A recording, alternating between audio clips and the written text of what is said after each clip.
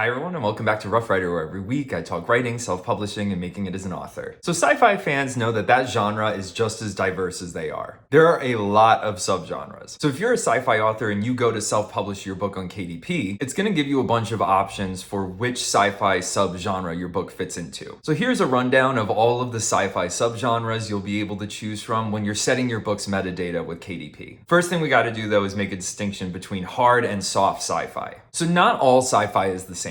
You can break it down into two really broad categories. You've got hard science fiction and soft science fiction. For whatever reason, KDP lets you classify your novel as hard science fiction, but not soft science fiction. But I figure it would be good to explain the difference. Basically, what it boils down to is that hard sci-fi is focused on being scientifically accurate, while soft science fiction is not. The Martian is hard sci-fi. Star Wars is very soft sci-fi. The Martian depicts these realistic and logical scenarios, and these have actual science to back them up. Star Wars, though, is just a fantastic universe where they have really loosely explained technology. You have a general idea of how the hyperdrives work, but it doesn't go very far into that. No one ever explains how they have artificial gravity. Star Wars doesn't try to rationalize the elements of its universe. It just kind of relies on the fact that most of the audience isn't going to question it anyway. There are going to be times, though, where you're not really sure if your sci-fi novel falls into hard sci-fi or soft sci-fi. It might just fall somewhere between those. This is particularly true if you included a little bit of pseudoscience in there. You know, it sounds scientific, but it's really only a facade of science. It'll make your average reader happy, but anyone who's actually a professional scientist reading your book is gonna know, okay, yeah, this is BS. Like for my own work, I would try to find ways to explain the technology in a superficially scientific way. It just sounded decent enough to explain things without really people getting too caught up on it. Yeah, anyone with a physics background is gonna know, yeah, that would never work. Anyway, though, the thing you should know is that when you go to publish your book through KDP, you will be able to say hard science fiction, but you will not be able to say soft. What's kind of weird though is that the subgenres that you're able to pick from will fall under hard or soft science fiction. So I don't really know why hard sci-fi is its own distinct choice. Okay, so then the next sci-fi subgenre you can choose with KDP is action and adventure. This could easily overlap with the other subgenres. A lot of sci-fi stories are going to have some action and adventure in it, so yours could just as easily fit into another subgenre and then also be action adventure. That being said, if action sequences and like swashbuckling space pirate adventure is really a defining element of your sci-fi novel, then call it an action adventure sci-fi novel. It implies it just follows in the footsteps of Guardians of the Galaxy. It's just good, plain fun. So if your story has a little bit of a comic book feel to it, then you could go ahead and call it action and adventure. The next sci-fi subgenre that you can choose from is alien contact. You know, what would sci-fi be without aliens? Extraterrestrial life is so common in science fiction that you might be tempted to list your novel under alien contact simply because you have some aliens in it. The thing though is that alien contact as a subgenre refers more to first contact with aliens than it does, you know, just having the presence of aliens in it. The film Arrival is a really good example. I love that movie, but that's because I'm a language nerd and it completely appeals to the linguistic element of everything.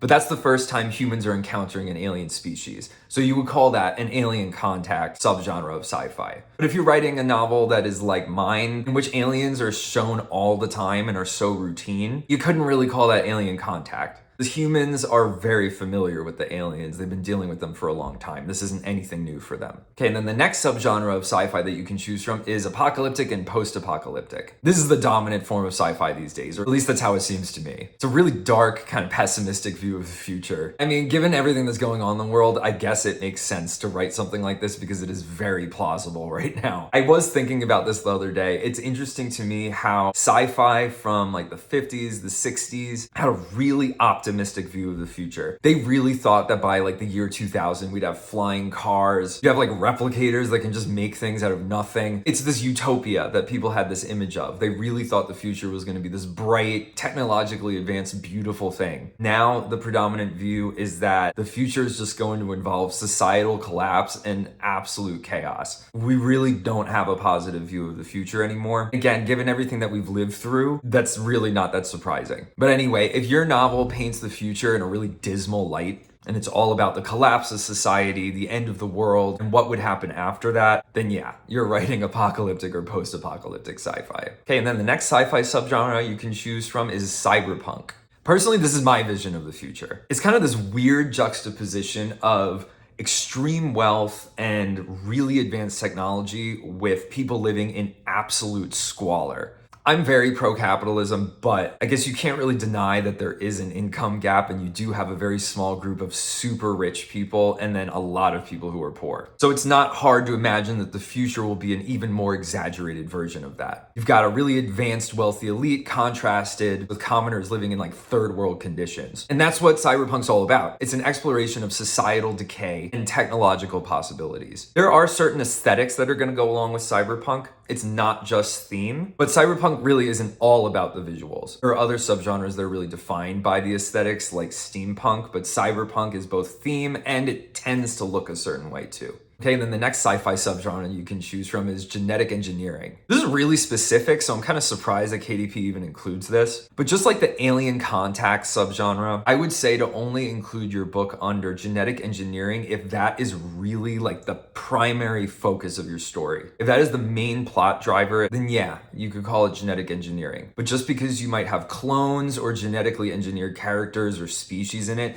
doesn't necessarily make it a genetic engineering sci-fi novel. In the Aetherverse, I talk about how the alien Procyon genetically engineered all of these different species, and I use that as a way to explain why there are so many human-looking aliens out there. But I would never call that a genetic engineering sci-fi novel. That's really not the main point. It's just there in it, but that's not what the whole book's about. But if yours follows the story of like a Neanderthal clone or something like that, then yeah, that's what you're writing. You're writing genetic engineering sci-fi. And the next sci-fi subgenre you can choose from is military sci-fi. Another common trope in sci-fi, which is something I love actually, is this idea of space marines. So you're gonna see a lot of that. My own novel's no exception. The colonial deltas are basically the Marines. But just because you have military elements in your sci-fi novel doesn't make it military sci-fi. To qualify for that subgenre, you're gonna have to have at least one point of view character be part of a military organization and actively engaged in an armed conflict. It usually will take place during a time of war, often off-world. It's not gonna be on this person's home world. So if your sci-fi novel is a lot like Starship Troopers, it's reminiscent of that, then yeah, you're probably writing military science fiction. But just because you might have a space battle or two in your sci-fi novel doesn't necessarily make it military science fiction. That has to be the primary focus of the whole thing. And the next sci-fi subgenre, which is close to my heart, is space opera. I got a soft spot for space operas. The original tagline for my sci-fi novel was a space opera for troubled times. So clearly, I'm familiar with the subgenre.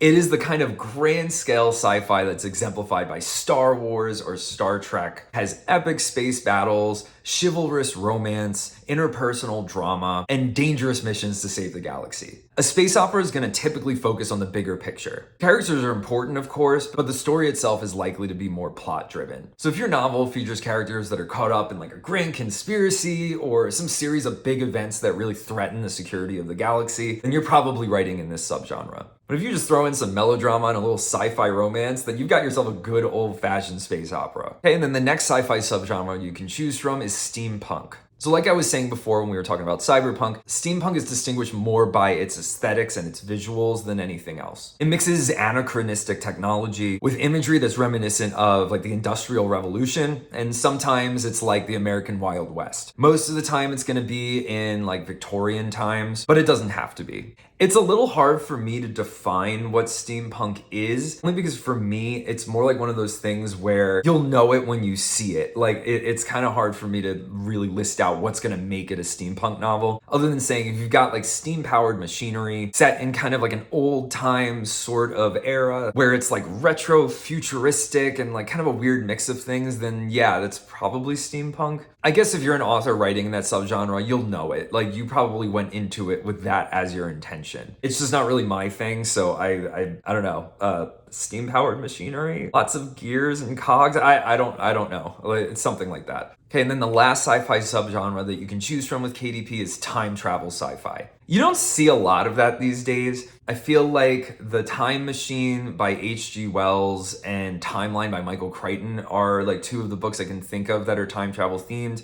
There's movies like Back to the Future, of course, but I would say that this isn't a super common subgenre anymore. Maybe there's books that are about time travel that I just don't know about, and if there are, tell me. I'm clearly wrong. But yeah, the books that I can think of that are time travel related really aren't hot off the presses. They've been out for a long time. But this one's pretty straightforward. If you got time travel involved, there you go. You're writing in this subgenre. There isn't a whole lot I can say about it. So yeah, the point behind this entire video is to tell you that not all sci-fi is the same. It's far from monolithic as a genre. You've got a lot of subgenres you can choose from when you're self-publishing a sci-fi novel, at least with KDP. And you got to make sure you classify your book the right way because you want your readers to know exactly what they're getting. Someone might like one kind of sci-fi and not another. You don't want them to pick up your book by accident if your book's not something that they're going to like. But yeah, when you classify it correctly, people are going to get the book that they want. And pretty soon there's going to be one more sci-fi fandom out there, one that's focused on the universe that you created. If you're a sci-fi author and you self-published through KDP and you want to tell me what kind of book you published, put a comment below. I'd be interested in seeing what kind of subgenres you like to write in. And even if you want to put a link to your book, I do try to check them out if I can. So go ahead and do that. If you found this interesting or helpful, please like and subscribe, follow me on social media. And as always, thank you for watching.